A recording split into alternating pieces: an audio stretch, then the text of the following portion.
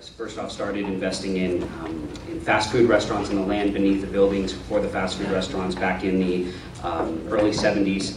And Robert Hall Sr. and my father have been investment partners since then, over the past 30 years, 40 years.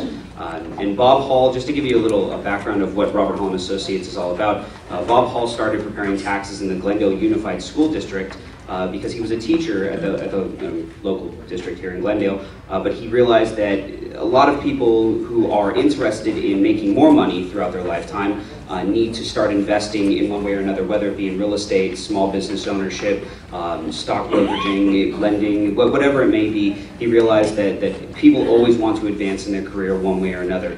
But at the end of the day, Uncle Sam will always be there to collect his own. And so in the Glendale Unified, as he grew as a teacher within the Glendale Unified, he also realized that, okay, well, I could also help these teachers by learning the tax code. And so back in the early 70s, Bob Hall learned the tax code better than most people that I've met in the industry. And over the past 30, 40 years, he's become the owner of one of the largest private accounting firms on the West Coast. Our niche markets happen to be the real estate industry, obviously, and the entertainment industry because of local studio areas in the Studio City area.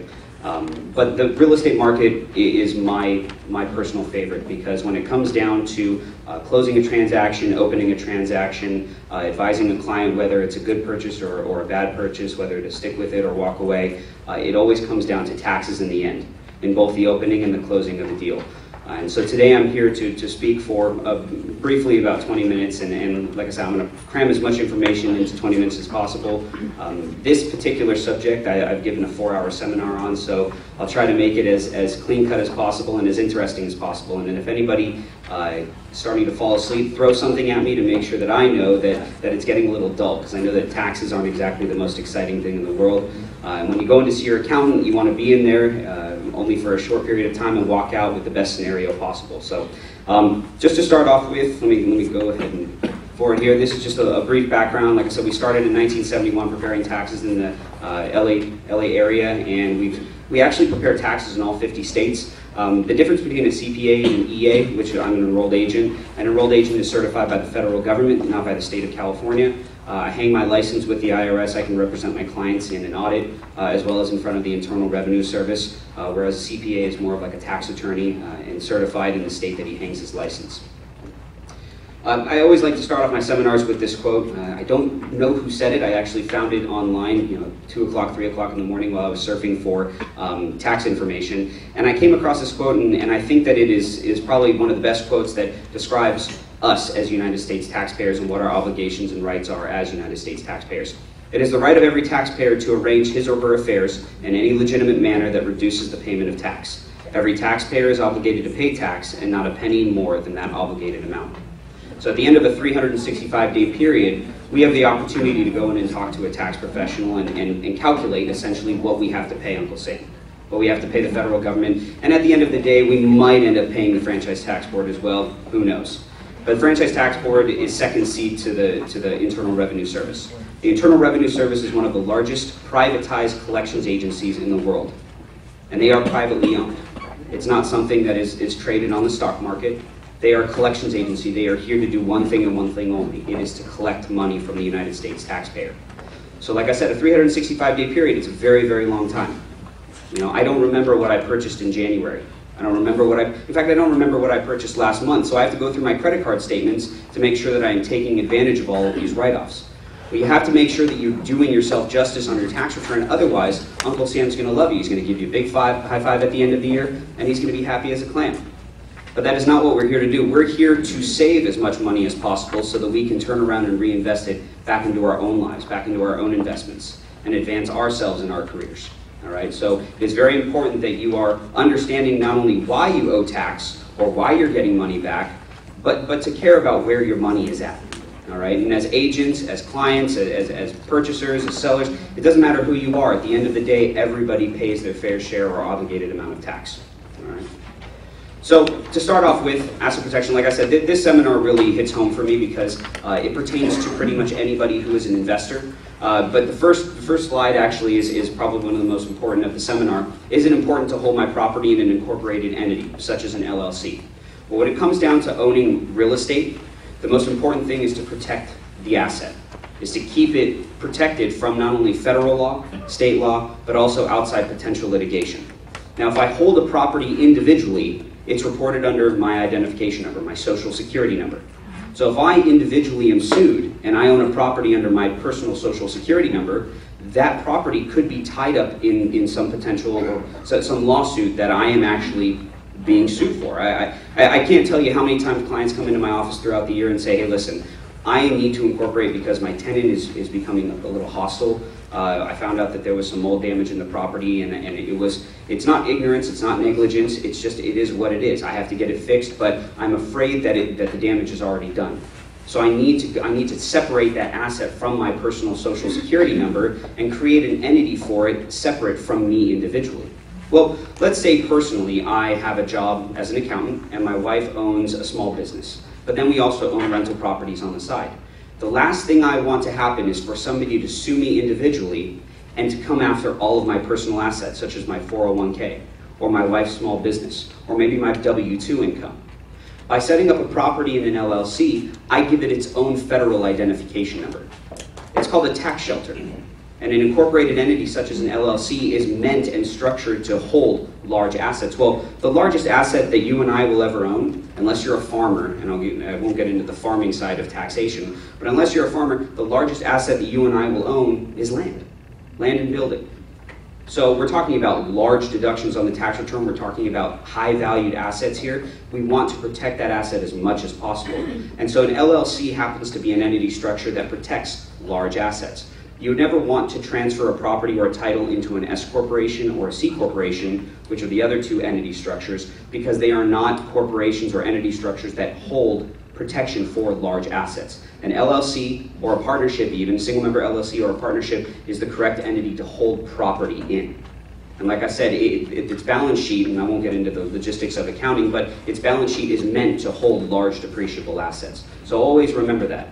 I know that a lot of agents are kind of weary about giving tax advice, and I don't advise anybody to give advice, and I don't advise anybody to tell people to go onto Google and search for their answers about tax questions.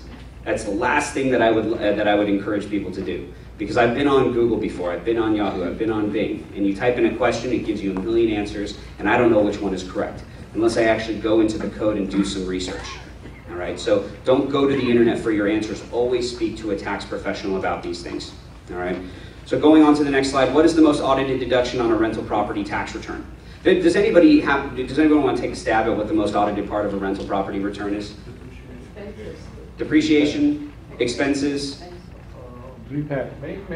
maintenance. Anybody else? What was? Income. She hit it right on the nose. It's actually not a write-off. The most audited part of a rental property tax return is the reporting of your gross income. And so the general misconception in the tax industry is the IRS is there to get rid of your expenses. No, they're there to verify your income. Because what happened after 2007, when the recession hit, people started what? People started trying to keep as much money in their pockets as possible. I'm not saying that they didn't do that in 2001, 2002, and 2003, all the way up to 2007, but how easy was it to make money in 2001, 2002, 2003, all the way up to 2006? People were buying and flipping property and making a lot of money. And so in 2007, when the recession hit and people really started to realize, okay, well, if I lose my job, what's going to happen to my assets? Will I be able to afford my home, whether it be an investment property or a personal residence? These were all very important questions that came across my desk. And I had to let them know, well, I mean, if you don't have the income to support these investments, we need to figure out an exit strategy. And this exit strategy has to be sound. It can't be something where we guess, and then 2 years down the line, the IRS says, no, you didn't file it correctly, we're going to nail you to the wall, and we're going to charge you 2 years, 3 years of penalties and interest. It is very, very important to realize your tax scenario, especially when you own investment properties like this, and that you are reporting 100% of whatever your deposits are into your bank account. The IRS now has the power to go into your bank account to either garnish wages or to put levies on your bank account and to essentially seize your income or put a hold on it. I've had clients come in when it's too late. I mean, 3 months after they had gotten a notice, the IRS has already put a collections notice out on them, and they go into their bank account and they put a hold on $2,000. Well, if you have a mortgage payment to make, both on investment property and a primary residence, that $2,000 is pretty important. And then it takes 90 days for the IRS to do anything about it. And you make calls, you send letters, and they're responsive, but it does take time because they're not willing to just jump to their bank account and to release that levy. It does take some contact with the IRS, and that is something that a tax professional should do. You should never have to wait on the phone for 2 or 3 hours with the IRS. That's not something that you want to do. You have better things to do with your time. You have properties to sell. You have clients to meet. Those are things that pertain to your industry. All right. So if that happens to be a scenario that you fall under, don't waste your time. Talk to a tax professional. All right. But when it comes down to the most audited deduction on a rental property return, it's not a write-off. It's income. And like I said, going off the gross deposits is the only way to ensure that you decrease your potential of audit as much as possible. Because when the IRS comes to you and says, okay, we'll prove that you collected that much income, you pull 12 months of bank statements, it shows how much you deposited, and boom, you're on to the next thing. It should only take about 5 minutes with an IRS agent if you have to prove how much income you made, because it's all off gross deposits, all right? Great job, by the way. I'm very impressed that she knew that, because there are some times where we spend about 5 minutes guessing on that, and people will think it's an expense, and it's kind of a trick question, so I'm sorry about that. It's a little early. Does setting up a rental property in an LLC decrease the potential of audit? Absolutely. I bet that's music to people's ears. Because the last thing that we want to go through, especially me, I'm an accountant and I handle audits, but the last thing that I want to handle is an audit for my client. Because that means that something went wrong on the tax return. Now the IRS does have this scenario now, because all individual taxpayers are required to file electronically unless they self-prepare their return. The IRS will eventually have a software program that analyzes 2 to 3 years of tax returns and flags certain income or expenses that either increase or decrease. It's inevitable. Technology is changing the world, and the IRS is right on board with that. But for now, we need to make sure that if they do have a system in place like that, we need to make sure that the tax return is accurate. Okay? By decreasing the potential of audit, it makes everyone happy. It makes the accountant happy, it makes the taxpayer happy. But by putting a property in an LLC, like we spoke about on the first slide, you want to separate your business assets from your personal assets. And so when you give your property its own identification number, that tax return, that LLC, goes to a completely separate division within the IRS. It doesn't go to the local IRS agencies that can actually audit you personally and don't know corporate tax law. So when you incorporate, what are you doing? You're creating another individual, essentially. And the IRS has to hire specialized auditors to go through those business tax returns. So it does decrease your potential of audit. Now, state of California, I don't know if anybody is familiar with the miscellaneous fees that you have to pay to the state of California. Franchise Tax Board is here to collect, and they're not messing around anymore. And so if you incorporate, whether it be an LLC, an S corporation, a C corporation, there's an $800 filing fee with the state of California. It's a minimum tax filing fee. $800 to the state of California Franchise Tax Board every year.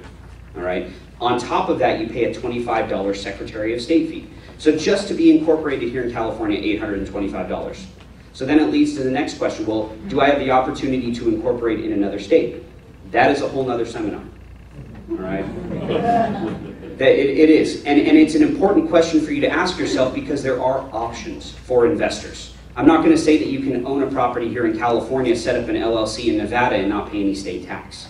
The property is here in California, so at the end of the day, the state of California will want to collect on tax. But there are structures that you can set up for yourself that decrease the potential of audit, not only under the IRS side of things, but also to decrease state tax here in California. Like I said, that's a whole nother 2 to 3 hour seminar, but that is an option for you. And like I said, don't go on Google, because many people will say, yeah, just set up the property in Nevada when the property is here in California. Set up the LLC in Alaska for asset protection laws. Those are options for you, but it's not that easy. It's not that simple. Otherwise, everyone would do it. And for a long time, everyone was. The Franchise Tax Board is becoming very concerned with our state debt. And so they are trying to collect as much as possible, and they are putting new programs in place that will find those people and make sure that they are filing legitimately. All right, but once again, there are options. All right. Protection from audit. Top 5 deductions on a rental property tax return. Well, first off, mortgage interest, property taxes. Those are probably the two top deductions, whether it be a rental property or whether it be a primary residence. When you own a property, you have property taxes. When you own a property, you probably have a loan on the property, unless you're one of the lucky United States citizens that has their assets completely paid off. And the American dream is to own a property outright. Don't ever let anyone tell you that it is great to have debt. For some people it is, but for most it's not, because remember that for every dollar of interest that you pay, it only saves you about 25 cents in tax. All right? And that calculation is a little rough, but at the same time you have to understand that if I pay the bank $1 and it saves me from paying the IRS 25 cents, I'm still coming out of pocket 75 cents to own that property. So the quicker you pay off that asset, the faster and the closer you are to true cash flow. And so if people are thinking, okay, well, I'm going to retire on my real estate portfolio, I'm going to retire from that cash flow, the only way that you are going to effectively do that is by having your assets either almost paid off or completely paid off. That is a true retirement plan. Now, for some individuals, if you are in a higher bracket, you need these large deductions, unfortunately. And it is only going to get worse. I'm not here to be the bearer of bad news, but the IRS is here to do what? They're here to collect money, all right? So they are slowly going to start to implement new laws and new codes. And those new codes, I don't know if anybody has heard the phrases and the terms thrown around about the IRS either limiting mortgage interest or getting rid of it completely. I don't think that they will ever get rid of that deduction completely, because it is such a substantial write-off for so many U.S. taxpayers. I think that eventually what they'll do with this, like everything else, is they will put a phase out for mortgage interest, where they'll say if you individually make over $300,000 a year, you don't need the write-off. You make enough to pay the tax. Is that fair? No, absolutely not. But it is something that the IRS has instilled over the past however many years. I mean, starting in the 70s and 80s, I believe that there was something called AMT that started kicking in for a lot of individual taxpayers, alternative minimum tax, and it essentially is a cap on the amount of expenses. Well, if I cap out your deductions, isn't that the same thing as a flat tax? So people say, will the United States ever go to a flat tax? I tell them, well, the IRS already has. It's alternative minimum tax. It says that if you make $150,000 filing married, filing joint, and you're writing off $70,000 of expenses, you might be able to put those $70,000 of expenses on the return, but how much are you actually getting as a write-off? $25,000 maybe. It's incredibly unfair, but that AMT does kick in. So the great thing about mortgage interest and property taxes is that they are not subject to AMT. So for individuals who make X amount of money, it might be reasonable for them to have the interest payment because they need the write-off. All of their mileage, cellular charges, travel, depreciable expenses, computer purchases, equipment purchases, all of that stuff is subject to AMT, so it's already capped out. But mortgage interest and property taxes do not cap out. And so if the IRS gets rid of that, we are truly at a flat tax state. And that's something that none of us want to see. I do not want to see that, because my clients will be extremely upset with the amount of tax that they'll have to pay at the end of every year. So mortgage interest and property tax is two of the most common deductions on a rental property return. On top of that, insurance. A lot of individuals come in and they say, okay, well, I know that I paid insurance, but I don't know what types of insurance I paid. So we go back and we figure that out. You have to make sure that if you have earthquake insurance, hazard insurance, liability insurance, if you have employees in your building, workman's comp, those types of insurances are 100% deductible to your investment. All right, and those are that's the third most common write-off that we have on the rental property return. On a primary residence, realize that the first two are the only write-offs that you get on a primary residence. So the next three are the only deductions for investment properties, or they're only for investment properties. So insurance, fourth would be improvements. And improvements is kind of a gray area within the code, because it depends on if it's a repair or some sort of maintenance, or an actual improvement. If it's a capital improvement, if you need to put a new roof on, you can't deduct that all in 1 year. The IRS says that it has a lifespan, and if you add a new wing onto the home, or if you add a new rooftop, or if you put in a new foundation for a property that you're building in the backyard, those are all depreciable expenses over the life of a property. All right, and I don't want to bore anybody, but 27.5 years is what an actual primary residence lifespan is under the code, under the IRS code. This commercial building, 39 years. So you have to make sure that you stipulate whether it's a repair or a maintenance or a small replacement of some sort, or if it's an actual capital improvement. And that's something that the IRS would actually ask you to legitimize. Well, did you build a building on the property, or did you just repair it? One way you can fully deduct it, one way you have to depreciate it over the lifespan. So going on to the fifth, legal and professional services. I own property in Austin, Texas, and I rent out to a lot of college students. And don't ask me why I do it. I just have to let you know that the checks always come on time because their parents pay for the rent. All right? And that's the only reason why I own the property. There's no other reason. Well, and they were cheap at its inception. But legal and professional services is something that I have to deduct every year on my tax return because, like any college student, they allow it. All right? So if I have a sheriff come out to the property and assess a noise violation, and it's a $2,000 buildup of miscellaneous fees, and I have to hire an attorney to go in and handle this stuff in Texas, because I'm not well versed in Texas law. I'm not well versed in Texas property ownership. I have a partner in these business investments, but I don't want to deal with it. I want an attorney to deal with it. So those attorney fees and those professional fees that I have to pay for every year, 100% deductible to my rental property.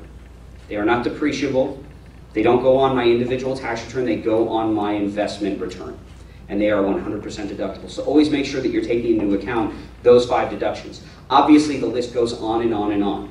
And that's why at the bottom of a Schedule E that you filed for an investment return, there's an Others section. And it just says Other. It says, lists all of the expenses, but then it says Others at the bottom, and I love that section. Because we can go to town on that. We can. The whole point of going to see a CPA or an enrolled agent is for the interview process. Like I said, you won't know what you purchased at the beginning of the year. That's the accountant's job to figure out. We need to interview, we need to ask questions. Otherwise, we might miss out on some pretty sizable write-offs. All right, so those are the top 5 deductions. Year-end planning. Why is it so important to know my tax situation before the end of the year? Well, we talked about how long a year is, 365 days. And we don't know what we did at the beginning of the year. We don't know what we did in the middle of the year. And towards the end of the year, when the holidays are around and we have family in town, we don't know where our money's going.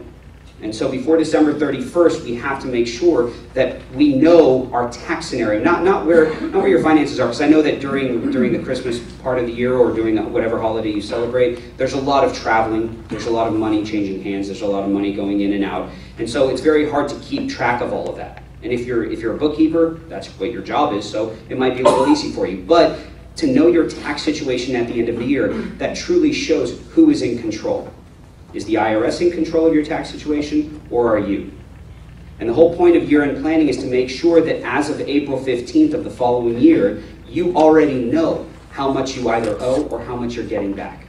That is the appropriate tax planning scenario. If you need to defer money into a tax-deferred savings plan, a retirement plan of some sort, some of those plans have to be, the money has to be deferred before the end of the year. If you have to issue salary out of your business, it has to be done before December 31st.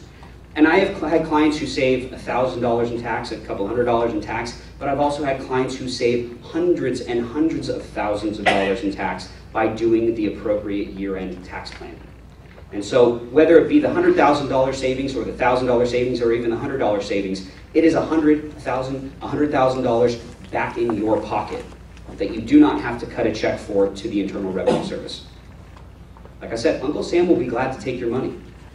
But year-end planning is to ensure that you are keeping as much money in your pocket as possible. I remember the stimulus package that happened a couple years ago, that $300 to $600 that everybody got. Everybody remembers that, right?